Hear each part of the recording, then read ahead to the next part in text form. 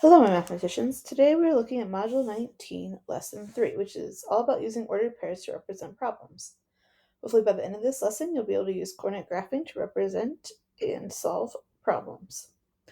So the step it out says Alyssa records the height of her corn plant over several days on the graph. What does the point 810 represent on the graph?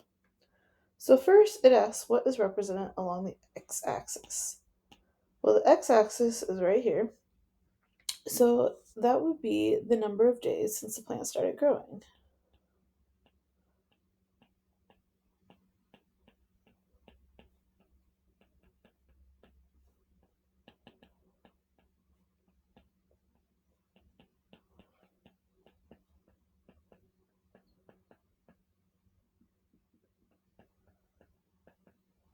Then it asks what is represented along the y-axis. Well, that would be this one here, and that would be the height of the plant in inches.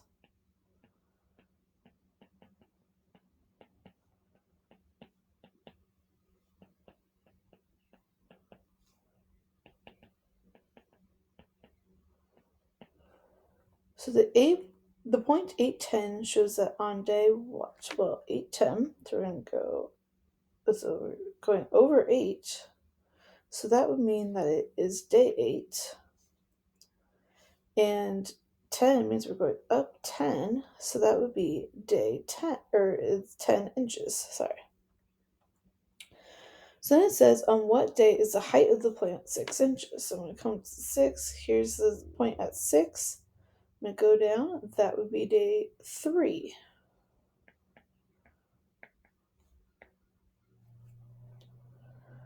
So suppose that the title of the graph is changed to number of servings of corn Alyssa eats each week.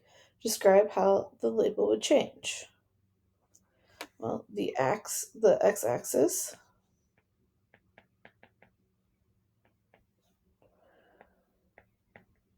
would become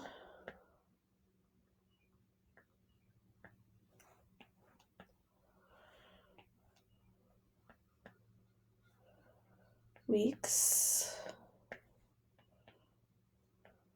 The y-axis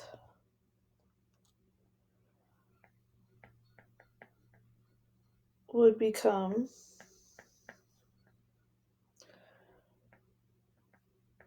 number of servings of corn. What would the point 810 then represent? It would represent that Alyssa eats 10 servings of corn during week 8.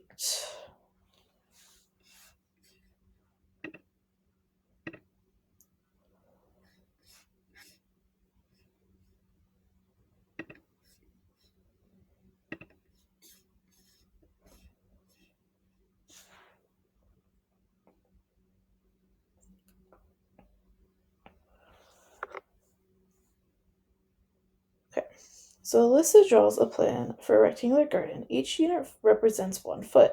She places 3 vertices of a garden at 12, 12, 18, 12, and 18, 4. Find the location of the 4th vertex on the perimeter of the garden. I'll do this. First, we're going to pull out the vertices 12, 12. So I'm going to go over 12, up 12.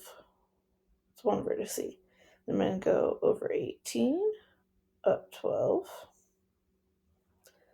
And then I'm going to go over 18, up 4. And it says, what is the x-coordinate of the 4th vertex? Well, it would be 12.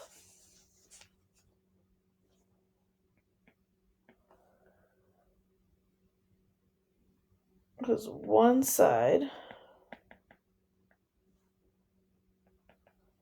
is a vertical line that forms a vertex with the x coordinate 12. You can see that because we're making a rectangle. So that means it would intersect here. So this is the 12. We're going to get the 12. Then the same thing for the y in the next question. So it is going to be 4.